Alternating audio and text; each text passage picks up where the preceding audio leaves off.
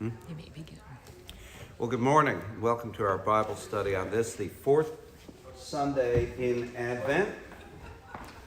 And I have been missing in action for a while from Bible study, principally because we've been double dipping and I've been dealing with some confirmation training. Actually, I was supposed to be in New Orleans this weekend for a wedding, and there were some complications around that wedding occasioned by illness, and so I'm here. So we're going to have Bible study. And on the fourth Sunday of Advent, we always have something that deals with the Annunciation. Most years we get a reading that relates to the angel talking to Mary. This year we get the angel appearing to Joseph in a dream in Matthew's Gospel. Now, if we go back to early church tradition, we find the church father known as Papias. And Papias, writing in the first decade of the second century, maybe as early as the last decade of the first century, but at any rate, pretty early on, he's still talking to people who know people who were around when Jesus was an adult, and some who know his family traditions, right? And so what Papias tells us is that when we look at the sources of the various Gospels, we start out and we have Mark, basically being Peter is dictating to Mark, and Peter is relating all the things that happen, and so we kind of get it from Peter's perspective on a lot of things. And then we get Matthew and Luke. John's off on his own. He's got his own series of sources, but we've got Matthew and Luke. And they're both obviously based on Mark. There are a lot of verses that come straight over from Mark into Matthew, straight over from Mark into Luke. But then they've got their own sources. There's some common oral source out there that St. Paul refers to in the 15th chapter of 1 Corinthians, where he talks about the people who are still walking around who you can go talk to who were there. But we get a uniquely Matthean source, somebody that Matthew's talked to besides getting Mark's manuscript and some oral transcript, and we've got a uniquely Lucan source.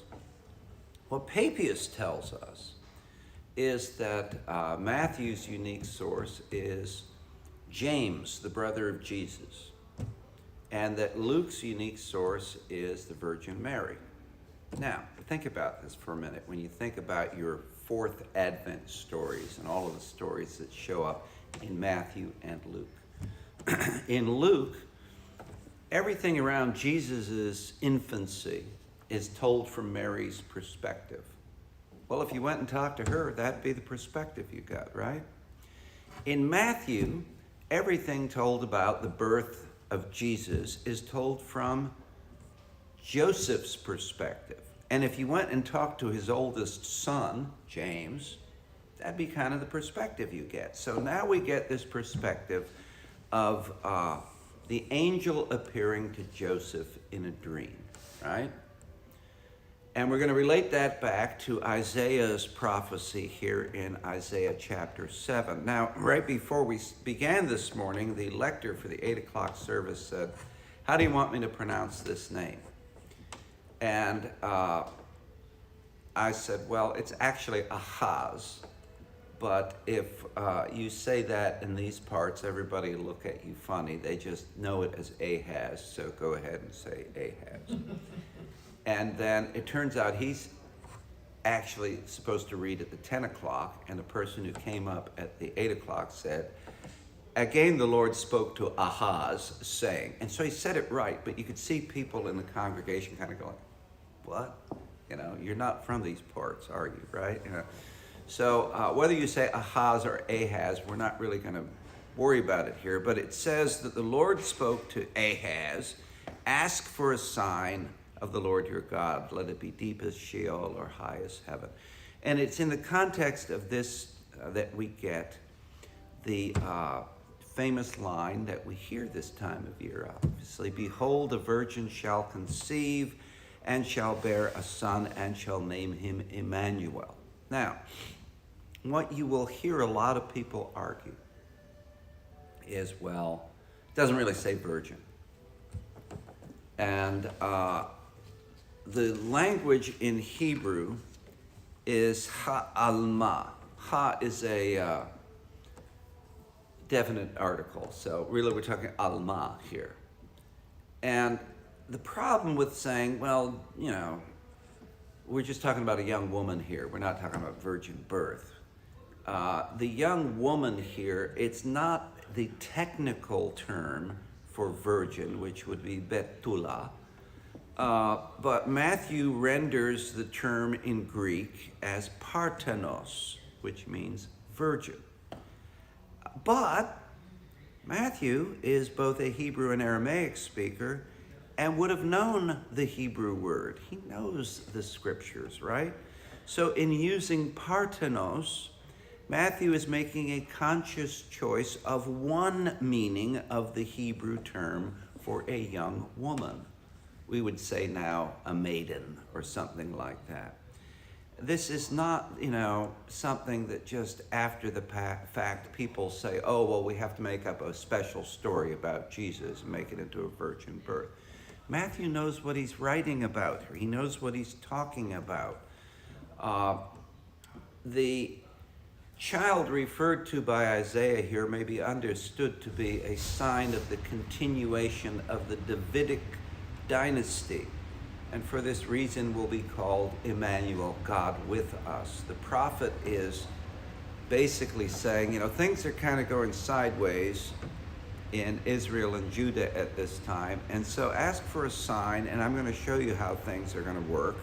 There will be an heir to the reign of David, which of course is what Jesus is in human terms, an heir to the reign of David.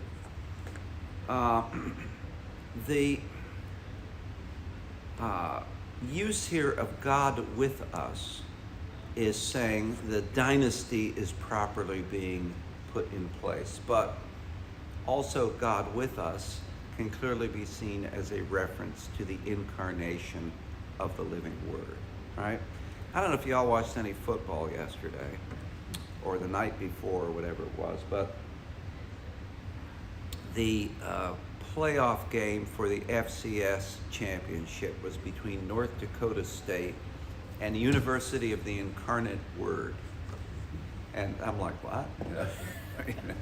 Well, it turns out there's a Division I school in Houston, the University of the Incarnate Word, and they're really good at football. But the way it gets put up on the ESPN sticker is North Dakota versus Incarnate Word, and you're like, what? It's just, you might expect a name like that in basketball, but not in Division I football. It's like, but they were pretty good. I mean, North Dakota State ended up winning basically because Incarnate Word didn't go on a fourth down and settled for a field goal. But, that's the way it works. There's a lot going on here, obviously, with the lessons getting tied together here. And we're talking about the incarnation of the Christ. Emmanuel, God with us. Now, you'll notice today in our lessons that in your bulletin, we have the version from the RSV that says, a virgin shall conceive. Well, you're going to hear the lector read, at least what happened at 8 o'clock. I don't know if he had a text he brought with him. What he read, a young woman shall conceive. So you get those debates going on in translations ever since, from the get-go. That's an ongoing sort of translation war, and people are pretty partisan about it. In Psalm 80 here, hear, O shepherd of Israel, leading Joseph like a flock. Shine forth, you that are enthroned upon the cherubim. It starts out actually as a communal lament in which the people implore God to receive them back into the covenant. So it probably dates from the capture of the northern kingdom of Israel, but before the fall of Judah, the southern kingdom. And so the lament is one to be used in the temple. We have this reference, stir up your strength and come to help us. in the presence of Ephraim, Benjamin, and Manasseh. This is God's presence in the ark. You that are enthroned upon the cherubim.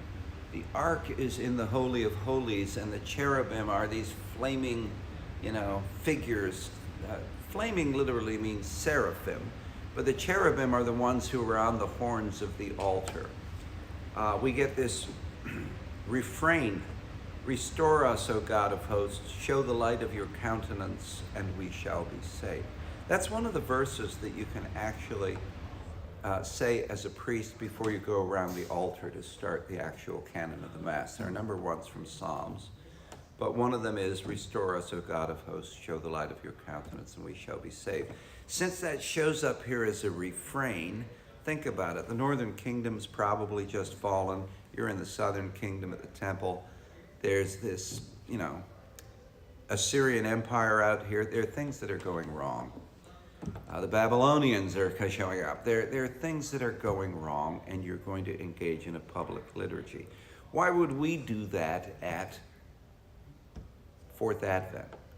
Well, we're talking about God with us, and so the refrain, "Show the light of your countenance," is talking about a palpable, physical presence of God that we're going to celebrate on Christmas with the incarnation of the Messiah, right? Now we get these first verses from St. Paul's letter to the Romans, where he basically is giving an extended greeting. He follows an ancient rhetorical convention here in his greetings and salutations to the Romans, describing first himself and his mission. We have the translation here which says that he is a servant of Jesus Christ, but the word in Greek, doulos, very clearly means slave. And so he is saying he is a slave of Christ.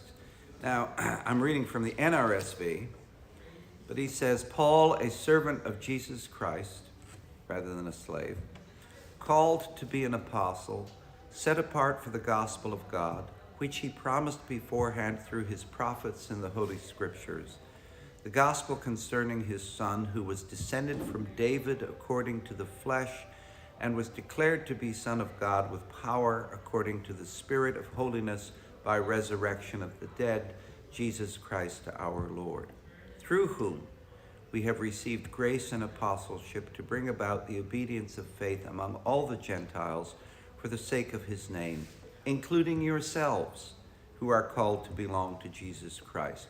To all God's beloved in Rome, who are called to be saints, grace to you and peace from God our Father and from the Lord Jesus Christ." Now, that's an extended rhetorical greeting. He's going to go on and say why he is giving his greeting. He's going to say, "I'm here to bring a particular peace and proclamation of good news to you, the gospel which I preach." And he's going to go on and say, "I'm here to preach this gospel to you. It's a new thing to all of you. And it's something that you need to hear because God actually has been revealing himself to you, and most people have ignored him and gone on in idol worship.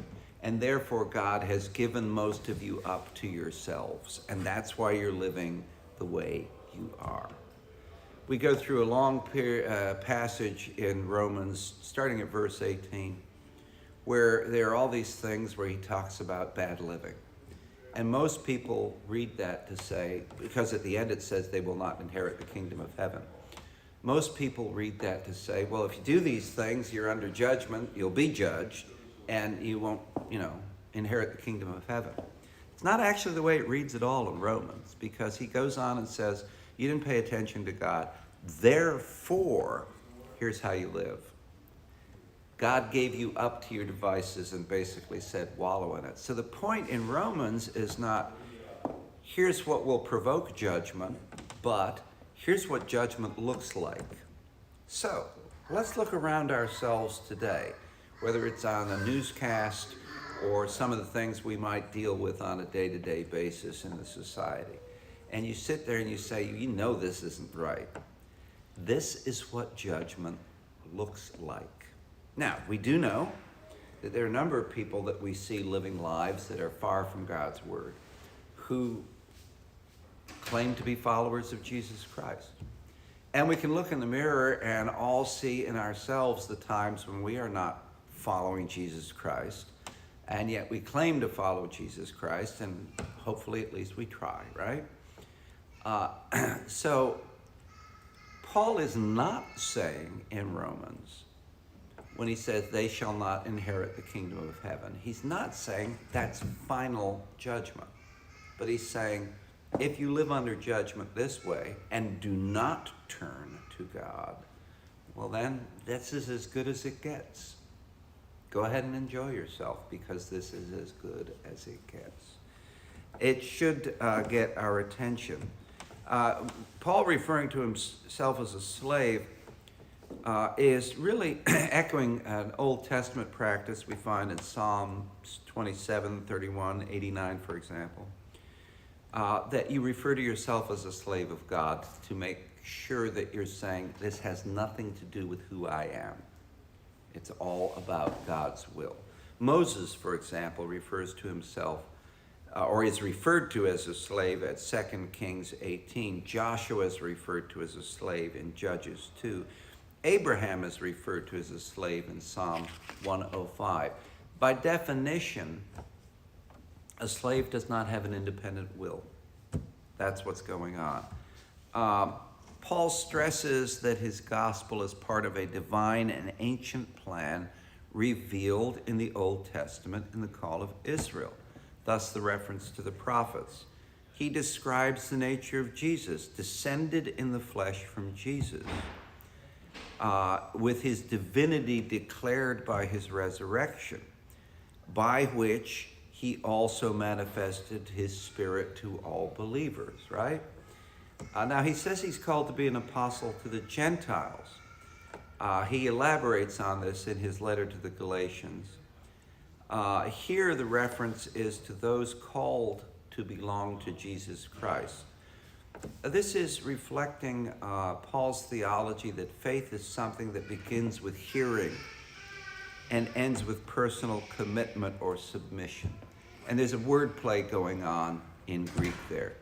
The hearing he's referring to would be akoe, and the submission, personal commitment, is hupoakoe. So underneath the word, underneath what is heard.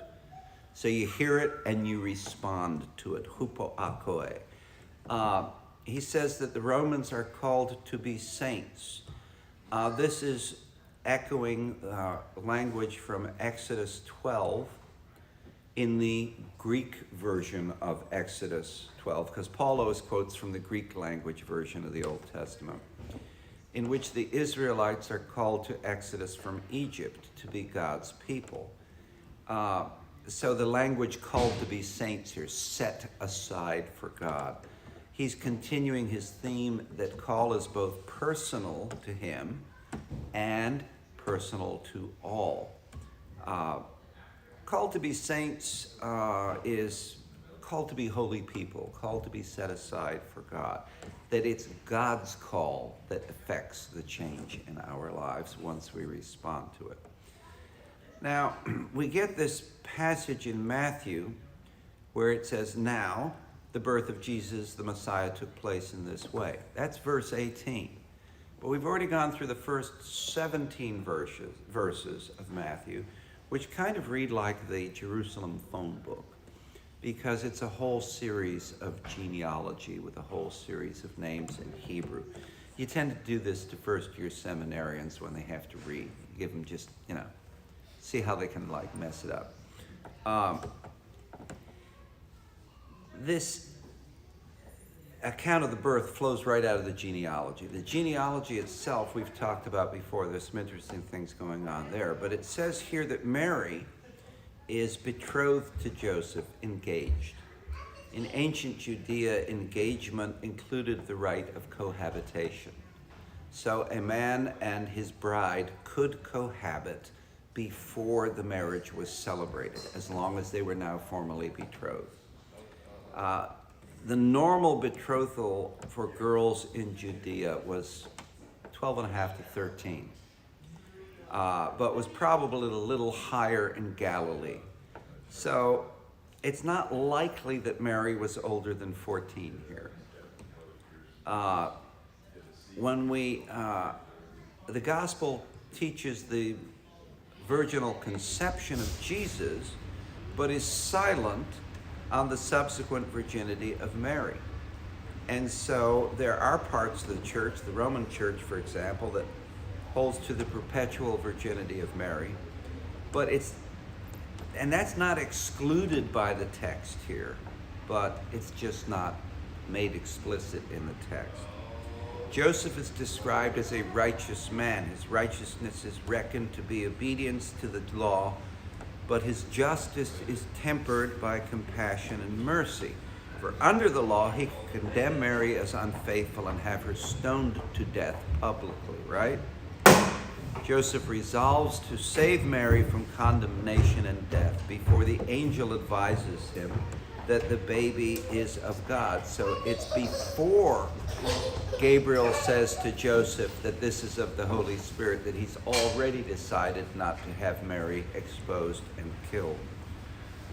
The child will save people from their sins. This is the etymology of the name Jesus, which means the Lord saves.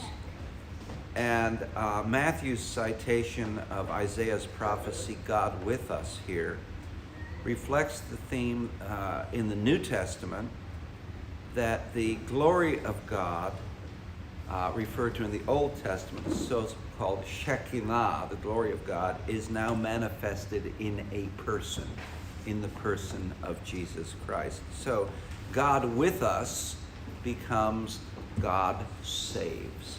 I mean, we hear these words every year basically, and there's so many more layers in them that we don't pay attention to because we hear them too often. But there's a lot going on here in theology in the fourth Sunday of Advent and then leading up into Christmas. So how do you react to all that? What's new? What's different? What questions arise? If I knew Jesus had a brother, I sure didn't remember it. So tell me about that. Why don't we hear more about that? Well, he has a number of brothers and sisters. They're referred to in the Gospels.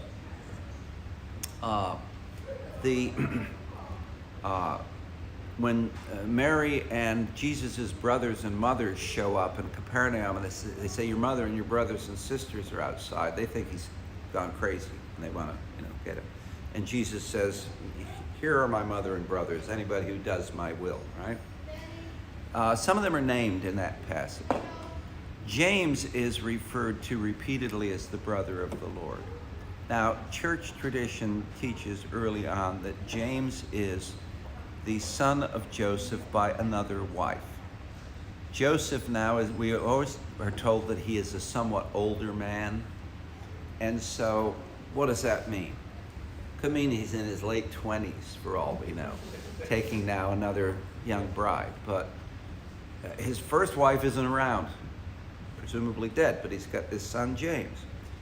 There is the possibility, it is not excluded by the text, that he's got other children by the first wife, or that he and Mary have other children after Jesus. That's not excluded, unless you hold with the perpetual virginity of Mary. And we could get into a lot of arguments there about texts, but there are other children around, and James is actually the oldest son. He's the one who ends up as the head of the church in Jerusalem, who holds the first council of the church. If you look at the way it works out, you've got Paul as the apostle to the Gentiles. Peter is mainly the apostle to Jews. James is the church leader of the Jewish party in the church. And Stephen is the first leader of the Greek party in the church in Jerusalem. So there's a lot going on there. We tend to compress things down here and think, well, since it's just in the next chapter in the Gospel or the Acts of the Apostles, that it's like next week.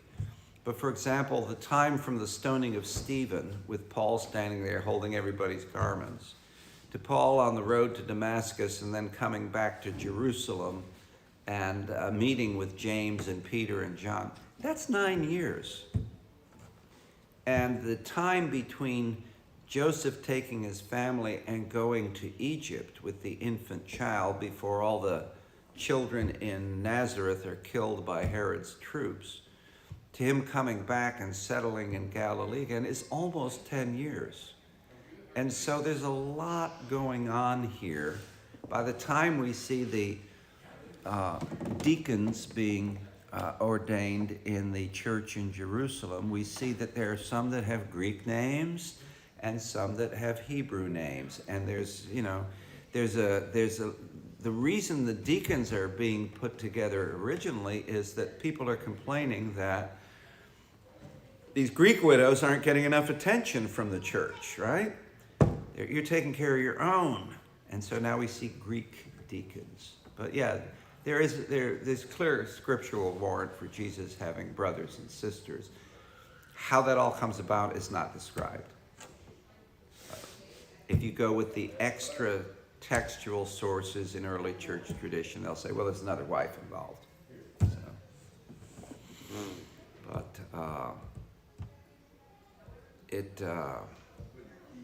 One of the things that was discovered in the last 25 years in Israel was an ossuary, a box to keep bones in. And there was a whole bunch of archaeological debate on it because the box has an inscription from the right age in the right script that says, James, brother of the Lord. Or no, James, brother of Jesus. And everybody's like, nah, that's just, for... If you look at the actual scholarly text examination, they're like, yeah, that's what it does say. Now, there were no bones in it. So you can get into a different argument about that. But there certainly is a tradition of such things. A lot of these old church tradition things that we tend to think people just made up, you go back and you start digging and you find out there's a lot more evidence than you might have thought. And it's like we have the Feast of the True Cross. We say the finding of the True Cross. We celebrate it on Holy Cross Day, the 14th of September. In 331, the Dowager Empress Helena, Constantine's mother, led an expedition to Jerusalem. Said we're going to look for all the remnants of stuff that went on with Jesus because the Romans had destroyed the temple and built a temple to Jupiter on top of the Temple Mount. And so she takes the best scholars and experts with her, and they spend a lot of time doing things. It's where we got the Church of the Holy Sepulchre. Here's where Jesus was buried. It's where we got the remnants of the True Cross. You go back and say you get out, any of the articles in the Journal of Biblical Archaeology going back the last 100 years or so. People have done all of the homework to meticulous detail looking at ancient math. They think that Helena's crew got it right. And that, this is where he was buried. Yeah, this is where the real cross was. Whether it was that wood, different issue. But, and so people were doing things carefully because they thought it mattered. And we can't just say, well, that's just legend. There are a lot of legends that are kind of weird, but there are a lot of legends that have some basis in fact, and we can't just discount them.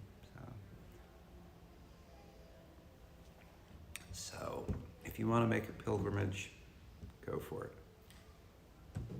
But, I made a pilgrimage last year to Santiago, right, where they say James's bones are, you go and you actually read the actual legend. It's like you can stick your tongue a little bit in your cheek, but you're like, hey, if it promotes faith and people have been doing this for 1,200 years or something like that, go for it.